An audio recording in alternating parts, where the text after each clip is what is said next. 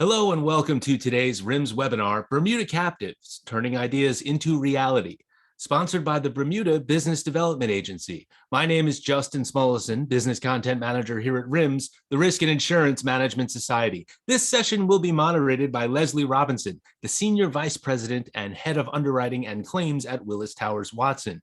Leslie has over 32 years of experience in the financial services sector in Bermuda, with 21 years in captive management and broking and 11 years as a financial services regulator with focus on company incorporations and the licensing of insurance companies. Leslie began her career in captive management in 1989 with Johnson and Higgins Bermuda Limited.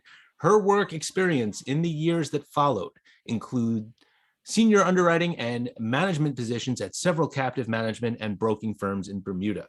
Now, a few notes about our session today before we begin.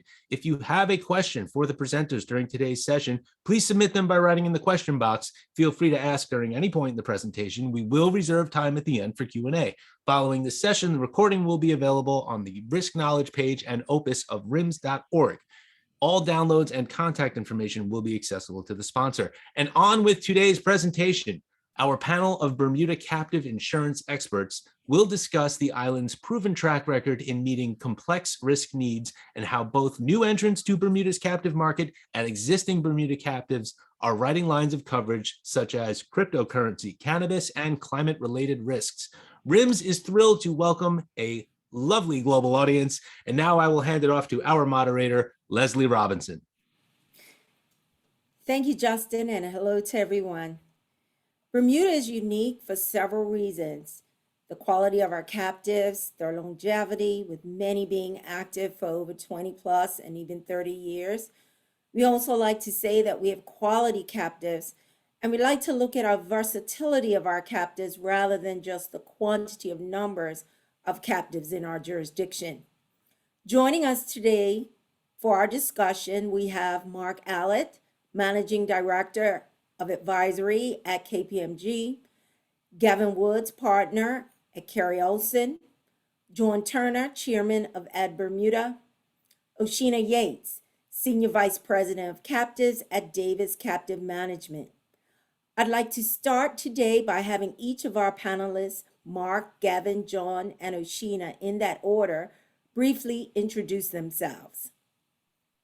Great, thanks ever so much, Leslie, and hello to everybody. It's a pleasure to be here today. So my name is Mark Allet, and I'm a Managing Director, as Leslie says, at KPMG in Bermuda, and I lead our firm's insurance team.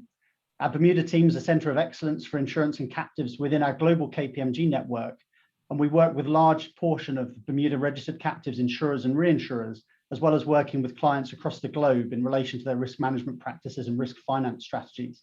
I'm a chartered insurance practitioner with the Chartered Insurance Institute, and having spent an early career in the UK market, I moved to Bermuda some 13 years ago. So thank you, and I look forward to this session. I'll pass over to Gavin. Thank you, Mark. My name is Gavin Woods. I'm a partner with Carey Olson in Bermuda in the corporate department. I specialize in insurance and reinsurance, particularly in the licensing of insurance vehicles. I'm very happy to be talking to you today. Thank you. Thanks, Gavin. I'm John Turner, Chairman of Ed Broking in Bermuda. I spent 40 years of my life in London, broking and running a large part of the broking centre for Aon, and moved to Bermuda 2 years ago to try and help build a team. We're up to 30 people now with the acquisition 2 weeks ago, and we're looking to bring different innovative solutions from the capital markets, reinsurance and insurance sides to help solve some client problems. But delighted to be here. Hi, my name is Oshini Yates. I am Senior Vice President of Captives with Davies Captive Management here in Bermuda.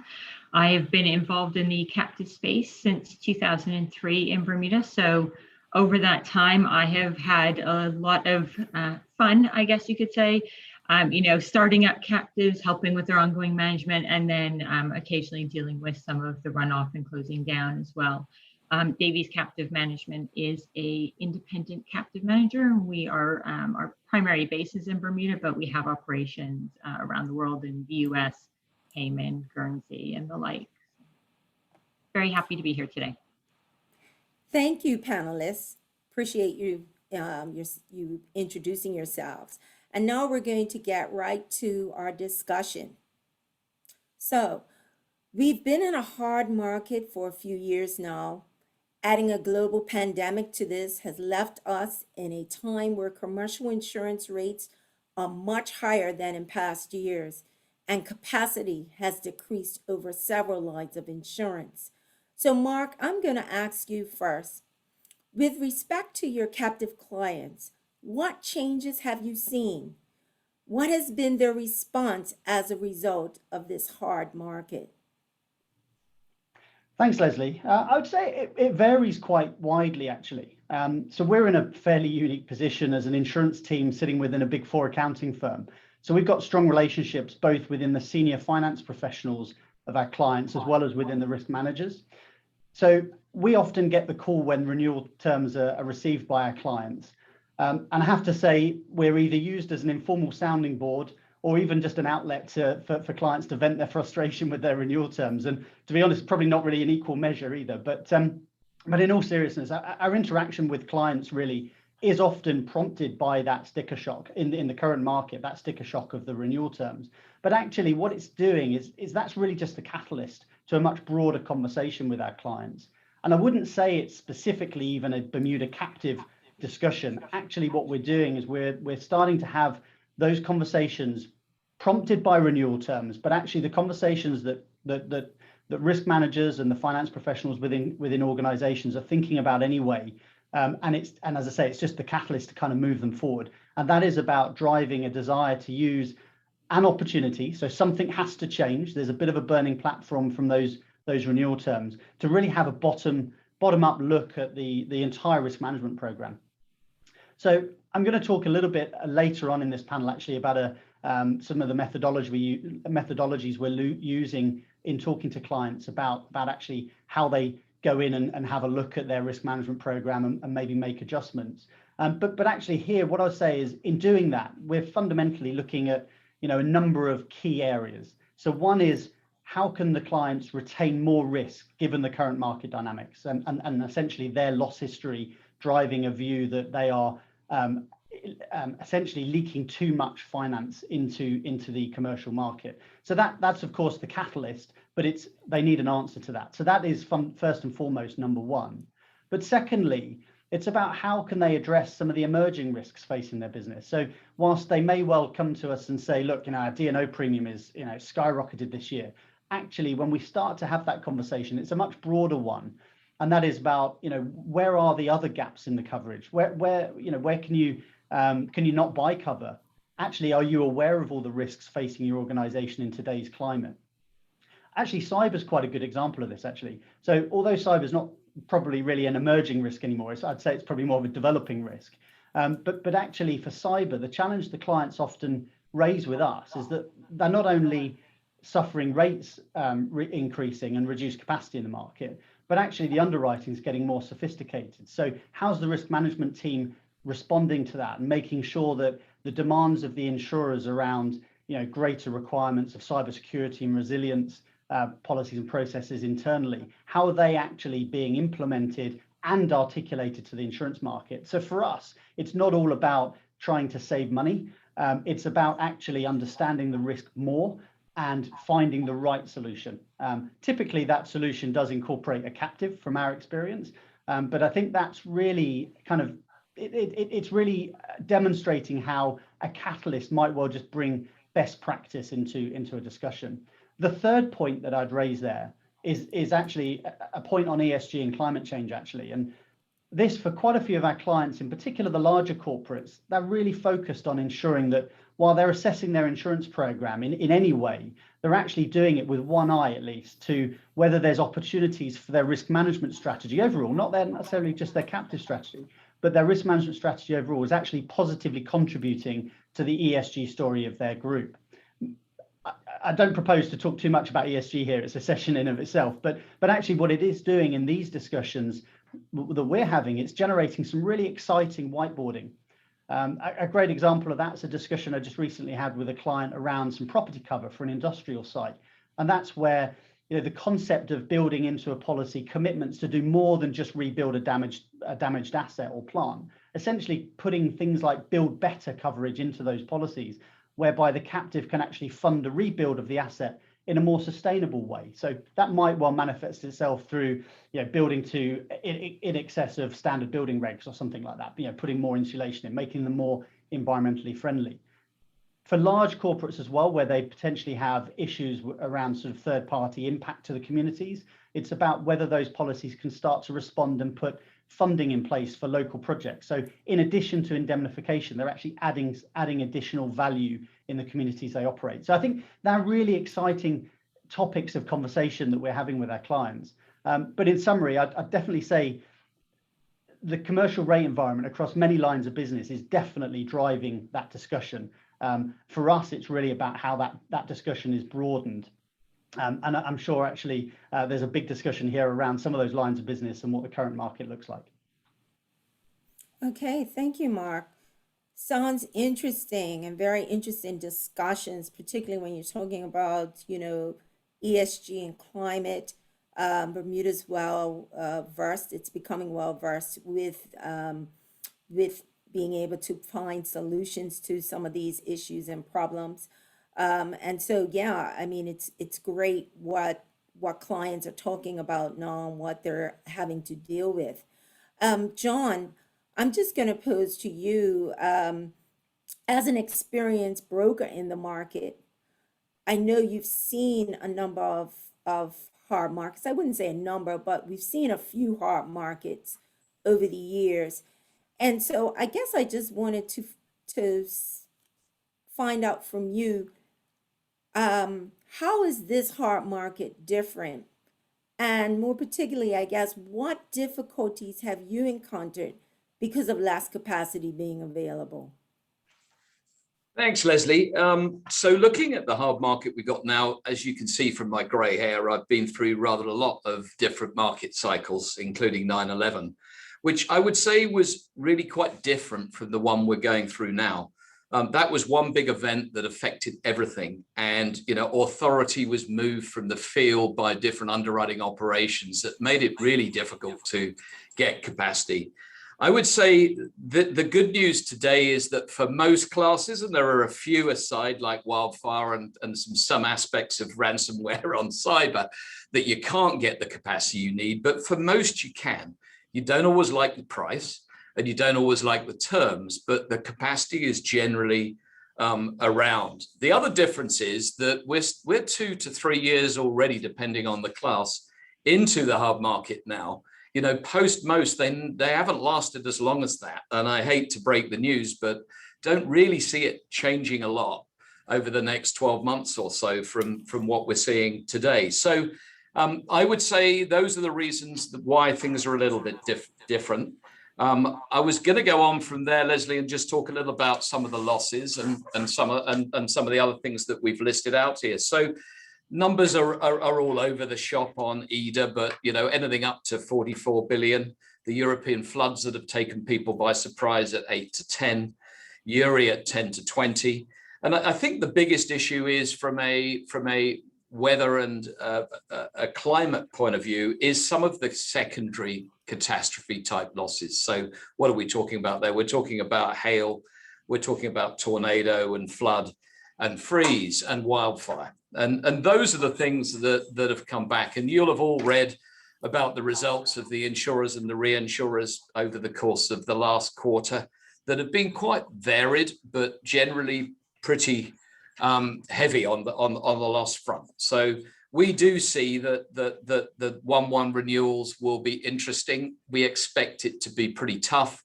There are an awful lot of the leaders of the reinsurance businesses been in Bermuda over the course of this week, including the CEO of Lloyd's, who we met with, and others. So there is a lot of talk about what is likely to happen.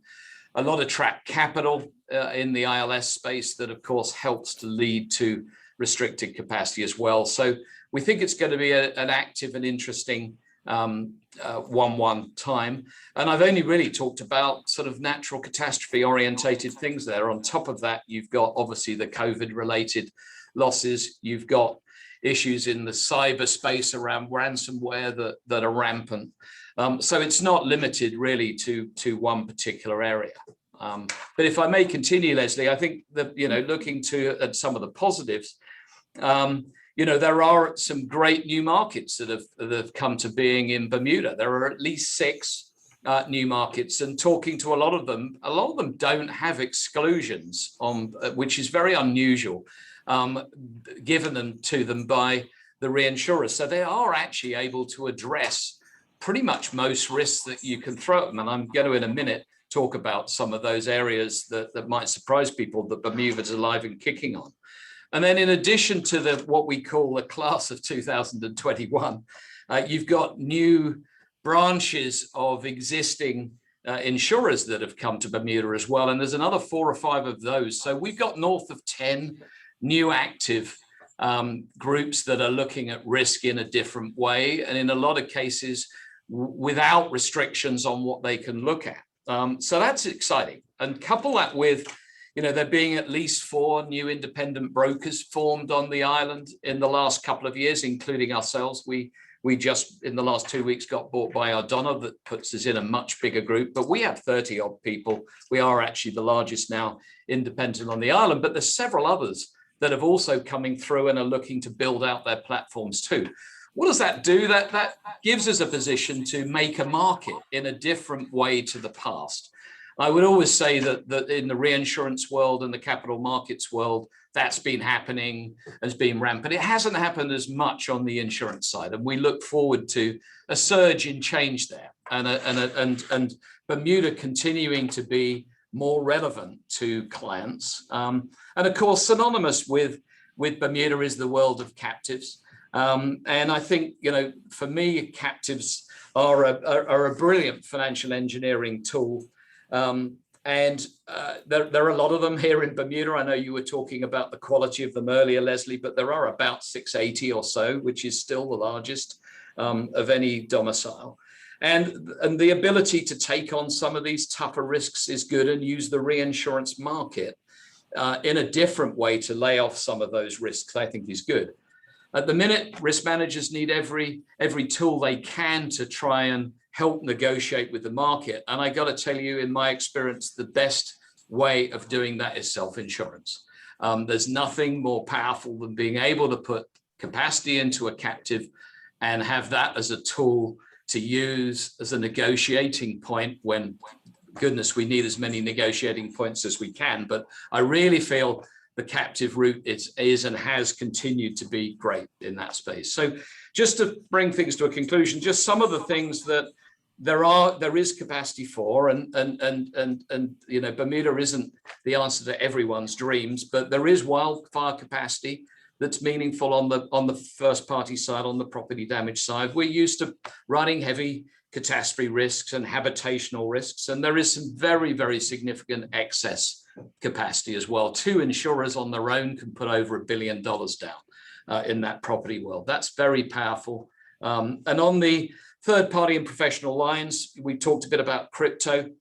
Interestingly, in the crypto space, there's not enormous capacity, but there's north of 10 million or so, and they will look at it on a blended basis. So they'll look at bringing E&O and D&O and cyber together, believe it or not, into one combined policy.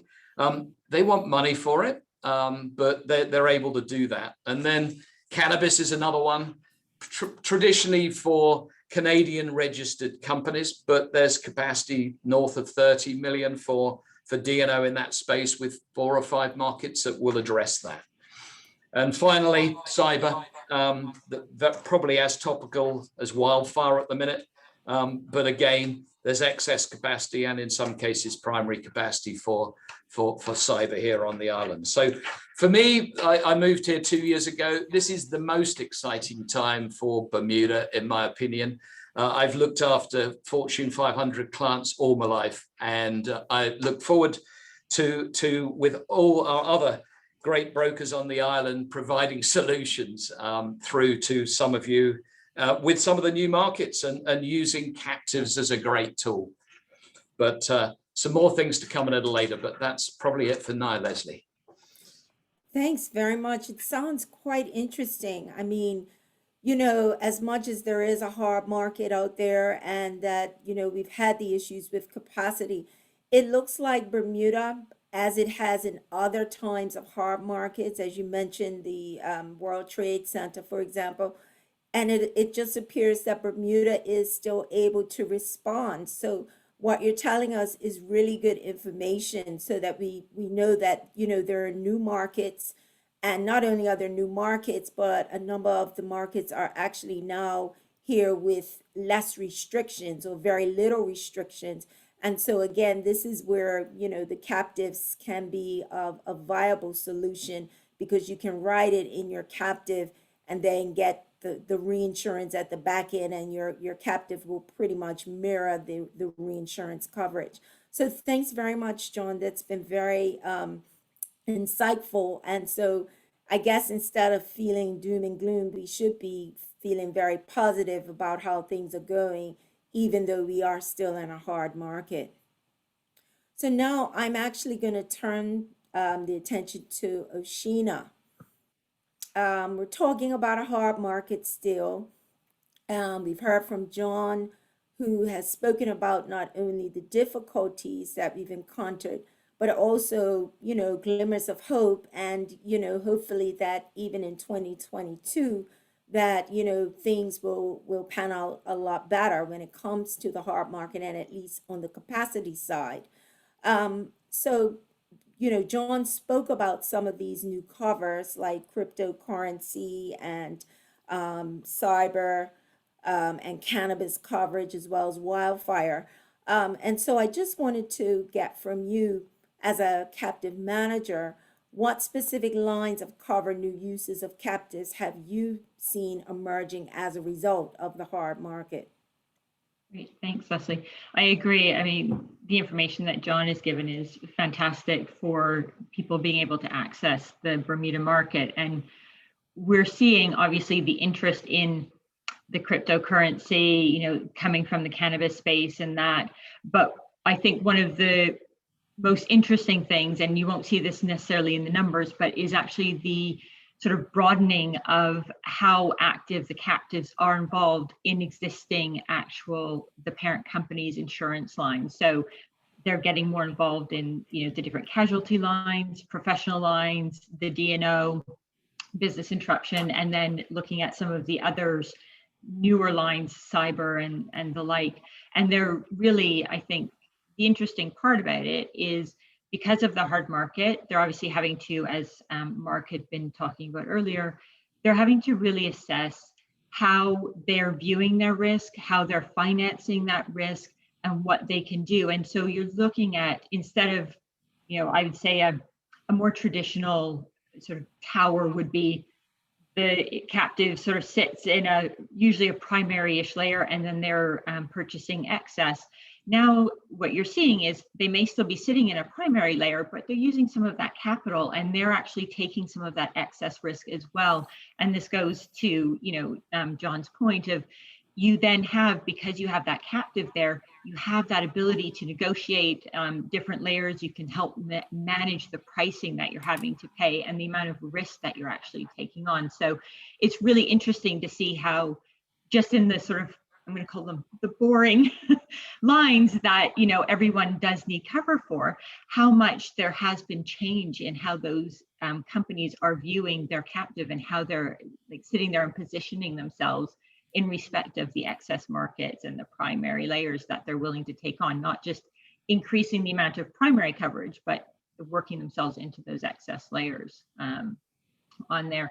Obviously we've talked about the new lines, the cyber, the crypto, the environmental risks, and how that all plays in. We see a lot of people talking about, after early 2020 and COVID, we're really seeing how people are trying to figure out how they can address potential future pandemic risks and what that means, because it doesn't just hit one line. It's hitting, what does our GL policy say? What about professional lines? What about our property coverages? Never mind how that's impacted the cyber and the risks that we're now associated with all these people and all our staff. potentially working from home. How are we trying to cover that? So, we say pandemic risk, but it really is pervasive across all of the risks that these companies are facing and how they're trying to position themselves and how they're trying to set themselves up to finance that going into the future. So I'm just I've had a few little looks here, and I think going back to Mark's earliest point there about utilizing that captive to finance these risks and having that bigger understanding of how the risks are. This is the hard market, I think, has been sort of the prime example of these people who had set up captives, and to your point, Leslie, the ones who've been around in Bermuda, especially for quite a number of years, how they've been able to utilize that to pivot and be able to actually take advantage and be able to manage themselves, the risks that they're taking, the expense that they're having, the exposures that they're now being, taking on. They're being able to utilize that capital in Bermuda to be able to help the parent company and be able to fund some of these newer or bigger exposures that we haven't seen in the past. And I think sort of the other part of this, and I think this will probably lead on to some of the other conversations later, is we're seeing not just an interest in captives. And I think the latest stats say that year to October, Bermuda has actually registered 14 new captives, which, compared to the prior year, I think there was only 8 to the same point last year. So that's almost 100% increase in the year to date. That's huge. That's telling as to how people are viewing self-insurance and the need for it in these markets.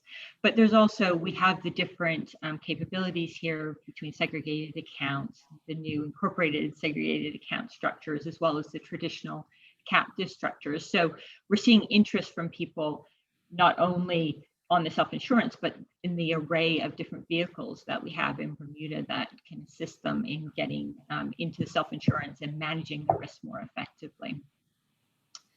I think that was sort of my blurb.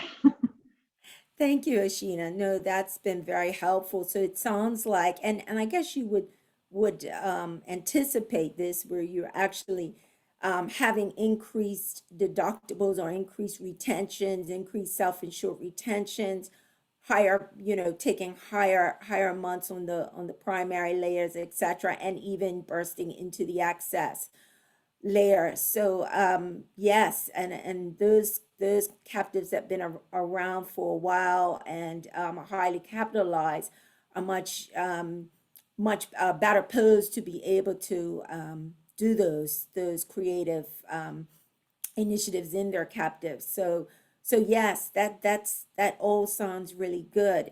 And yeah, you did mention about the registrations being up, and so that also is telling us, as you said, that captives are not only still alive and well, but they are something that there are companies out there that still don't have them. And so just the fact that we've got 14 new ones this year shows that companies that hadn't even been thinking about maybe having a captive or had been thinking about it have now actually pulled the trigger. So that is really good. Now, I will say about those statistics that we see a number of them as being, the pure captives, meaning the single parent captives. A number of those 14 that's on our registration statistics at the moment are pure captives. But as you said, we have the SAC structure. We also have the ISAC structure.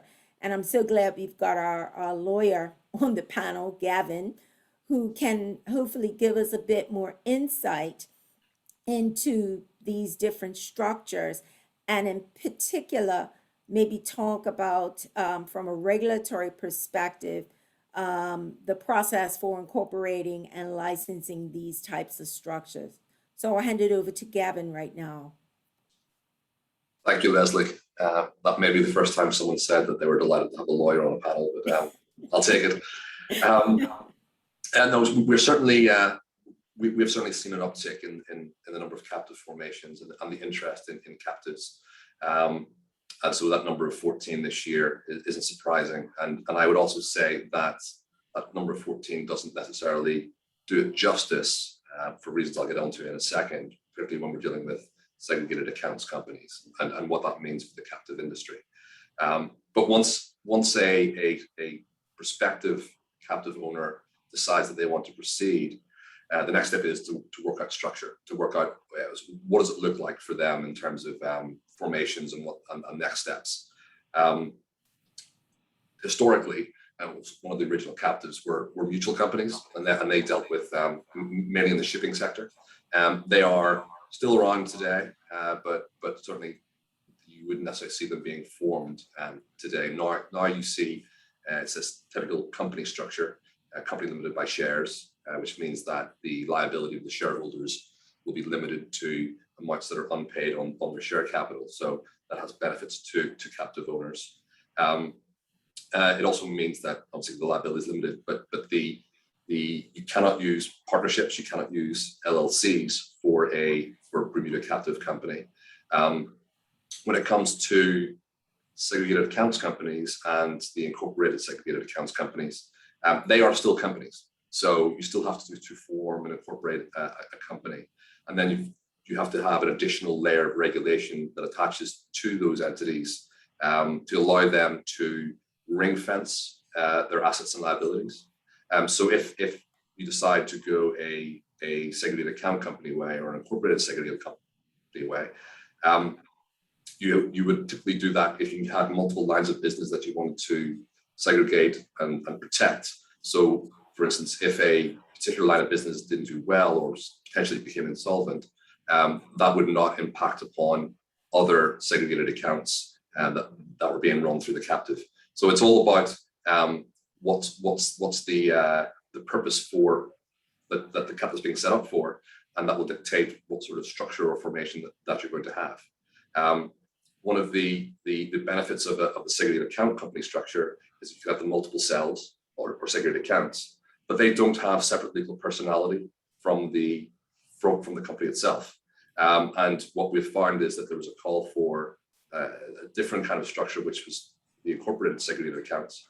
And they are very similar to the segregated account structures, but they have, each cell has separate legal personality.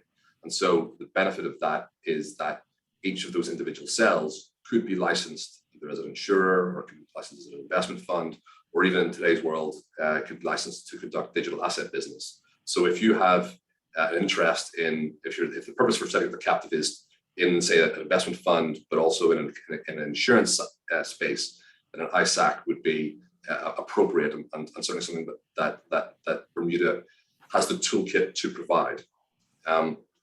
When it comes to what the important points for regulation and incorporation of captives, rather than go through kind of the process for how you incorporate and how you license, I wanted to address a couple of points that are primarily asked all the time by lawyers on one side and then by the captive owners on the other side.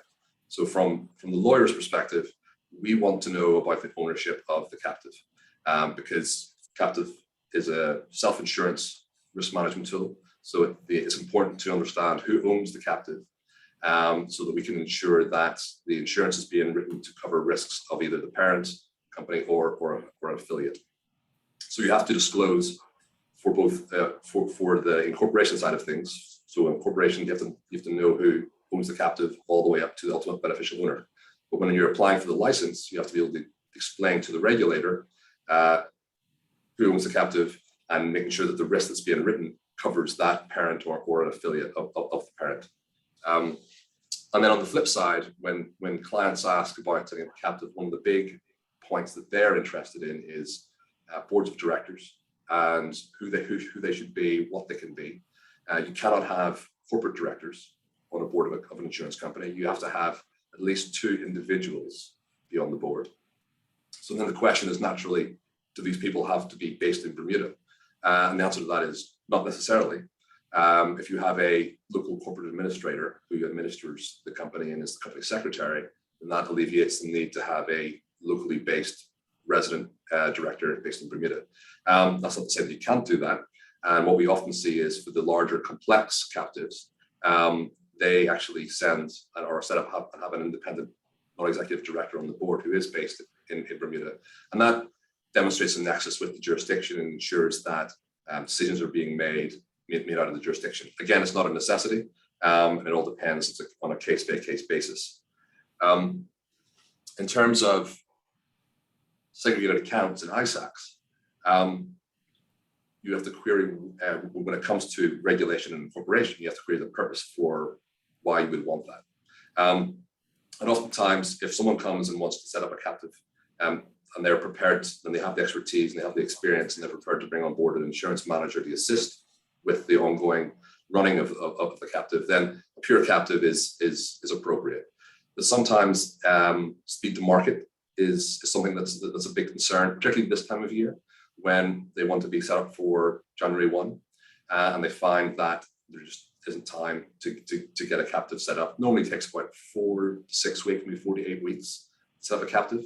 But obviously at this time of year, kind of time is running out. And one of the options that we have is a lot of the insurance managers will have a insurance segregated account structure in place that will allow prospective captive owners to rent a cell within their segregated accounts company that will allow them to write business through that segregated account. One of the benefits of that is, again, speed to market, but it also means that the captive owners don't have to worry about the board of directors that they would put in place. They don't have to worry about having the necessary expertise to run a captive if they don't necessarily have that. And if the plan would be that they would then rent it for a number of years and then see if it's something that they is a benefit to their business, then they can find at the end of, say, a 3 or 4 year period, and maybe then they would set up their own captive based on the experiences that they've had to date. So speed to market is a key thought when it comes to structuring information. And then speaking about kind of the complexity of setting up a company with segregated accounts, that's something that will impact on the licensing of the captive itself. Something that has to be explained, so that would slow things down a little bit if it was a particularly complex structure or the risk was unusual. But they're two of the key considerations that come into the formations. And we just to run it back to the original point about seeing new insurance companies, we certainly see a lot of, we've seen a lot of new pure captives be set up in the traditional spaces, so not in the sort of the cannabis lines or the cyber lines. It's been the traditional captives covering trucking and haulage, timber, and the paper industry are kind of traditional businesses that are interested in setting up captives. But we also see a lot of companies use the rent-a-captive methodology.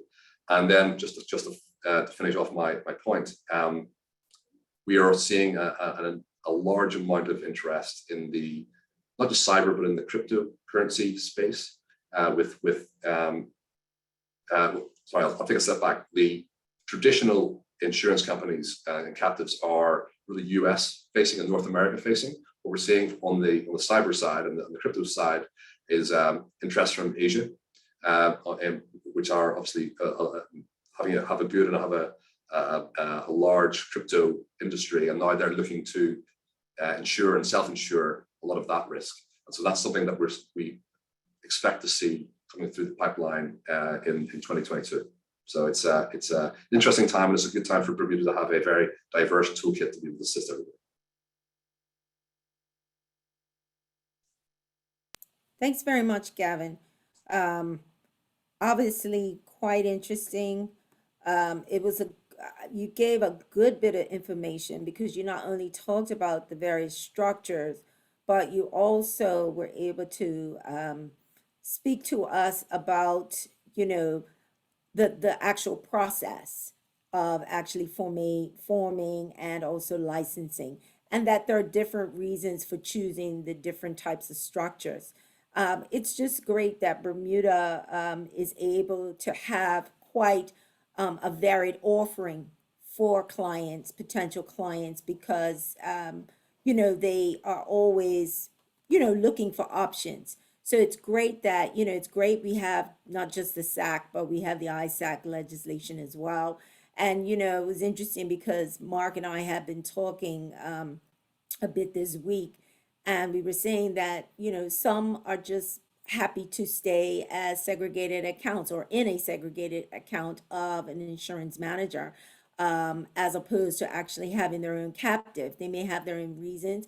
I know back in the day, a lot of the middle market type of clients like to be able to test the waters with renter captives, initially having a cell in one of the manager's captives, but it's, in some instances that just continues. So it really just depends on, I guess, the overall goals of what the companies are trying to achieve when they are looking to fund their risk. So I really appreciate all the information that you've said to us today. I'm going to now turn back to Mark because I think it's quite, I'd like to get back to some of the discussion points earlier. And you mentioned that, you are going to be able to talk to us a bit, maybe about a prospect or a project that you're working on right now with a particular client, and it may involve adding some new risk, and or it might be just general enterprise risk management review. And so basically, why don't you just talk to us a little bit about that? And yeah, and that might be something, I'm sure it's going to be great interest to the audience. Yeah, thanks, Leslie. I'm more than happy to do so. What I won't talk specifically about their business because I don't think it's relevant. What I'm going to do is actually talk a little bit about I guess the thinking and the process that's gone into the review, because I think that's information that hopefully everybody can take away and maybe put some thought into as they're having their own internal strategic discussions. So as I mentioned earlier, I think I kind of joked about the calls that come into us. It's a combination of venting frustration, but also seeing us as a bit of a neutral sounding board.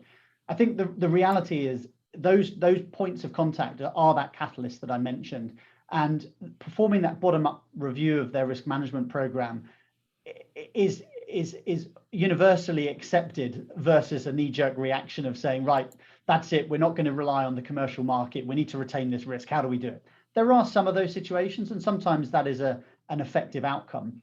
But actually, in our mind, the more considered approach is really important to determining the right decisions for the organization. The scope of a review that might take place really depends on the nature and the size of the group, the particular issues that it's facing around its renewals. So for some of the smaller carriers where they don't necessarily have a dedicated risk management team, they're very reliant on the commercial market, a lot of that review may well actually be looking at the renewal terms, understanding whether the organization are missing anything in terms of coverage gaps within the organization, just really making sure that the cover is fit for purpose. Look, we're not a broker, we're not an underwriter. We're going in there really as an informal sounding board with a risk management background to say, look, let's help you think that through. Let's help you understand what you're being presented with and understand how you can either push back and demonstrate you're a better risk, or actually recognize that you're either getting a good deal actually given loss history, or actually you may need additional cover. So how about a strategic discussion with an insurer that says, look, appreciating the position of the market, but actually we need to go into the market in a bigger way given the risk landscape that we're currently facing. And so I think that's really important for the larger clients. And the process I'm going to talk through a little bit now was actually for a much larger organization. So it's an organization that has its own dedicated risk management team. And for those types of discussions, it typically starts actually with the risk management team itself. So rather than looking directly at the insurance cover it's buying in the third market, it's actually a little bit inward looking and saying, look, we've got a risk management team here. How do we look at that in harmony with looking at our insurance strategy to really identify the priority areas where real improvement can be generated? So there's a whole load of little individual strands around looking at the risk management team, looking at individual potential coverage gaps or emerging risks that are coming out, as well as then looking at the terms. For me, there's sort of three fundamental points to identify in that process. One is areas of improvement around but actually the operational resilience of the risk management team itself. And I'll come on to that in a little bit. But actually the efficiency of the risk management team and the way that it's actually conducting its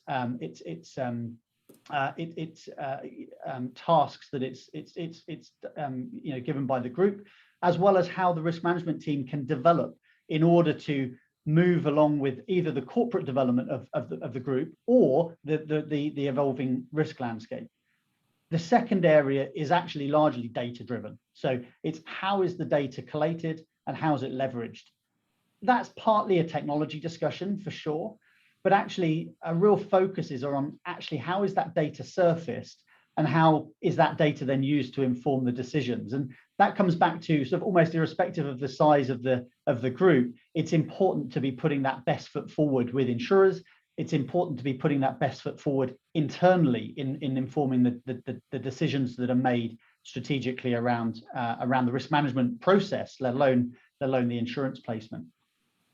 So then thirdly, I would say the other major outcome really of the review is to really define what the key priorities are. And it's actually looking at those that are, biggest value and easiest to implement. So it's really initially identifying the low-hanging fruit, but actually recognizing that there's maybe some really big impact things that are going to take a long time or potentially lots of moving parts to come together to achieve. So there may be a long-term visions, absolutely, but it's also identifying those short-term gains that can be achieved. So how does that actually work, I guess, is probably the question everybody's thinking. And really it's about helping a risk management team reevaluate and really reestablish a current view on the risk landscape of the organization. And that's done through, a whole bunch of analysis, testing the status quo, bit of benchmarking with peers. And when I say peers, not necessarily if you're, if you're an oil and gas major, for example, it's easy to look at you compared with other oil and gas majors. Actually, there's some really refreshing insights when you compare yourself actually with maybe a tech giant. And you can get some really interesting cross-pollination of ideas and strategies that come through that. So quite a big focus around that to really start to build the foundation of where the discussion needs to move from.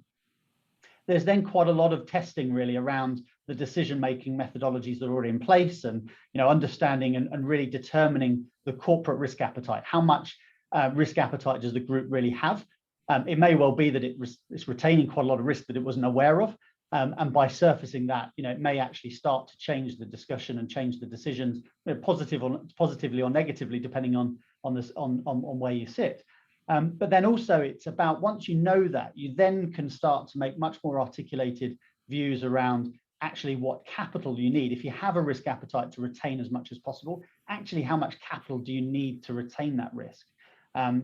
And I'm going to come on to some of the capital piece in a second. You need to start really looking again and essentially re-establishing sort of the analysis around the key risk types, as I say, what is covered, what isn't, but actually then drilling in and doing the sort of severity frequency analysis to really understand where the existing insured risks sit, but also what emerging or actually unidentified risks there are. And not necessarily just risks that you're seeking to insure or cover, but some of the other risks facing the organization around how it manages its risk. So I'm thinking there around, pricing risk itself, industry competition that might impact the operations of the group over a relatively short period of time. We've seen that a lot in COVID, where it's really drastically impacted clients' business models, and that's fundamentally changed its risk landscape too, positively or negatively. But it's then also looking at the talent management aspects of the risk management team too.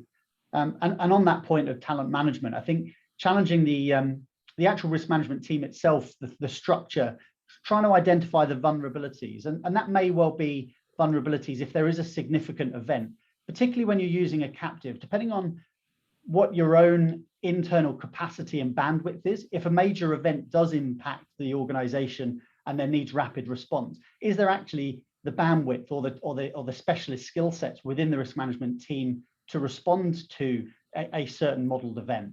Or are there already service contracts in place or arrangements in place to bring in the resource that's needed? It's really just making sure that all of those arrangements are current and fit for purpose, not just now, but in the future too. And of course, as part of that as well, and there's articles from RIMS as well as across the industry about the talent gap in the insurance space. It's actually understanding how the succession planning risks might face the organization within its risk management team. So there's a whole bunch of different things that are coming together. But once we've articulated that and got buy-in both from the risk management team as well as the broader executives within the group, that's the foundational step that can then be taken to really make some informed decisions. And that is what is the strategy. It may well be that more risk wants to be retained on existing policies that are written through a captive, so bring on more risk. Oshini was talking about that a little bit earlier. It may well be that actually there are those currently uninsured or underinsured risks or hard to place risks or emerging risks that can start to be implemented and put through a captive. So it gives the data and the sort of background to in order to make proper decisions around those areas. And in some cases, actually, it's around thinking about third-party risk. And Gavin, earlier, you were talking about captives and how the license classes work. The regulators absolutely look through to who the who the underlying insured is. And if it's a third party, there are restrictions. Most of our captive licenses allow a portion of third-party risk to be written. That presents potentially an opportunity. And I'm not suggesting even necessarily just pure unrelated third-party risk.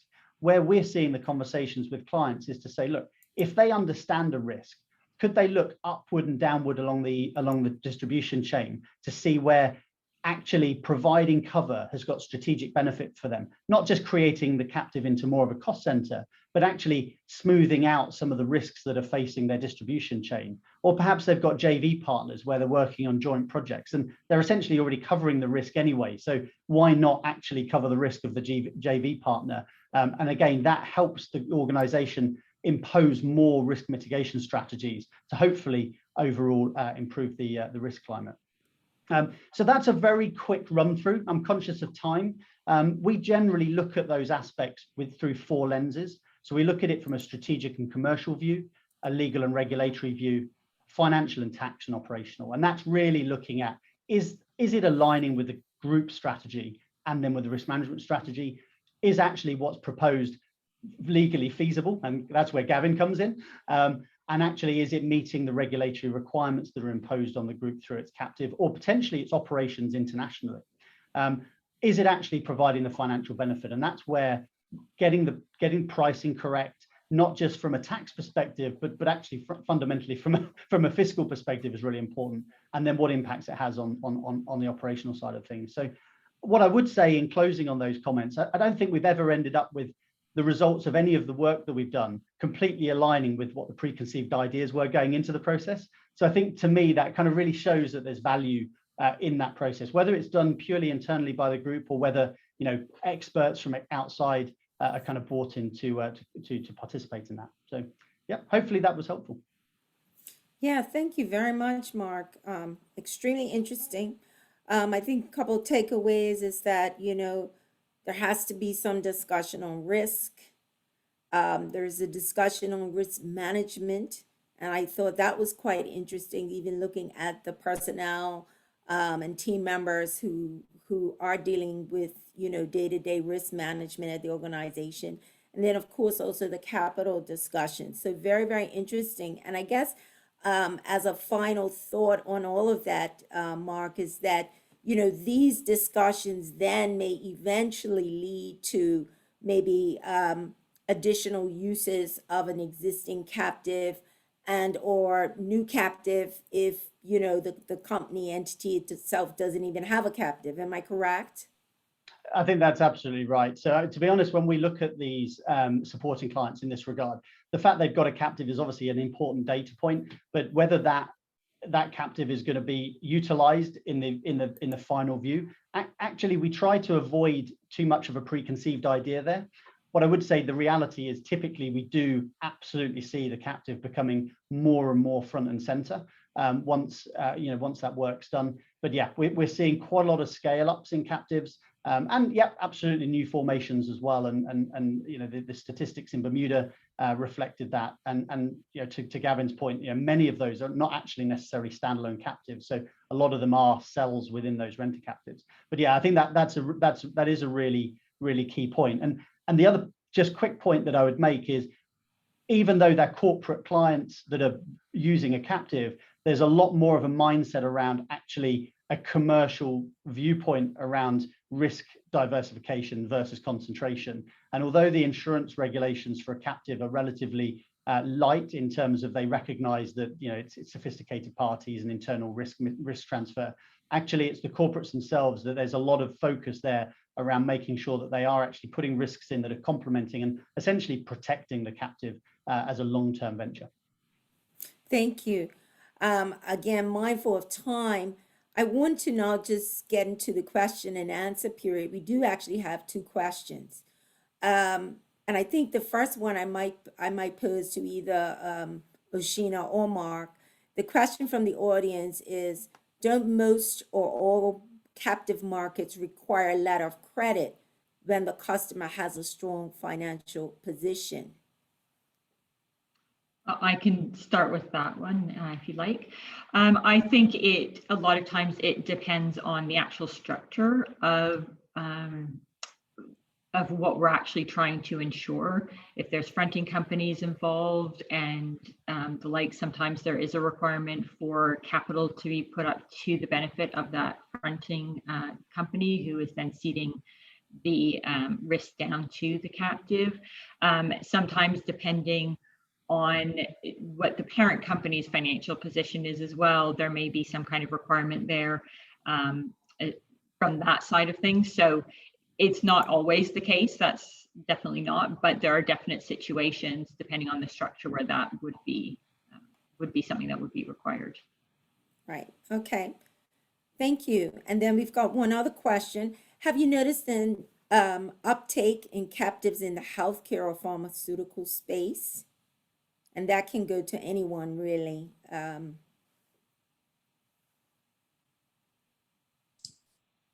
can try. Oh, sorry. No. Well, I'll just start with saying that it's an interesting question, because there aren't a huge amount of, you know, in terms of numbers of captives being incorporated every year. So an uptick, you know, that could be one a year, might be seen as an uptick.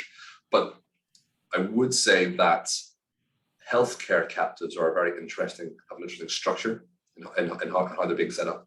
And they typically are I'll use the word conglomerate of a variety of different hospitals that get together to insure their own risk. So the ownership are typically trusts and the board of trustees of a hospital board. And so that actually covers quite a large number of different healthcare providers.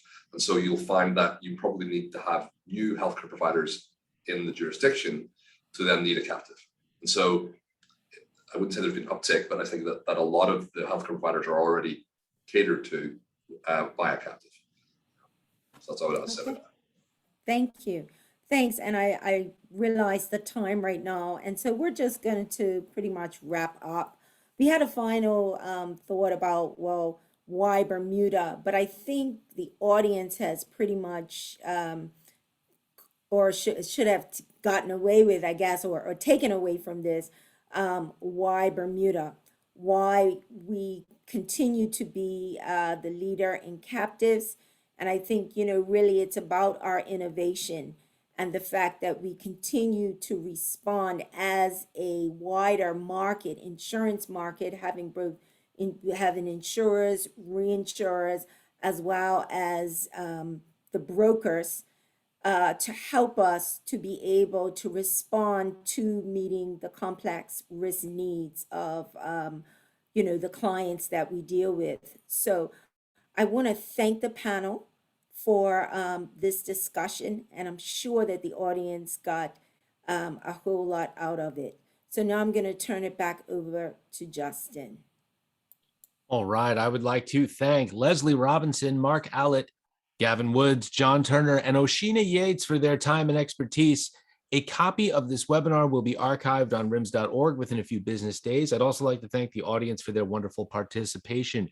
Visit rims.org/webinars to register for other upcoming sessions in 2022. Now be sure to check out RimsCast. That is the Society's official free and weekly podcast. It is hosted by yours truly. Visit rims.org/RimsCast to subscribe and download. RIMS is global, and we'd love for you to join us. 10,000 of your peers in more than 60 countries are part of the RIMS community. This is a great time to build your network with us. Visit rims.org/membership to apply for a RIMS membership. This was a terrific group here today. And oh yes, of course, stay tuned for our climate risk finance episode on RIMScast, the Society's official risk management podcast, airing February 24th, 2022. It's going to be a lot of fun. Thank you all so much for tuning in, and I look forward to seeing you next time.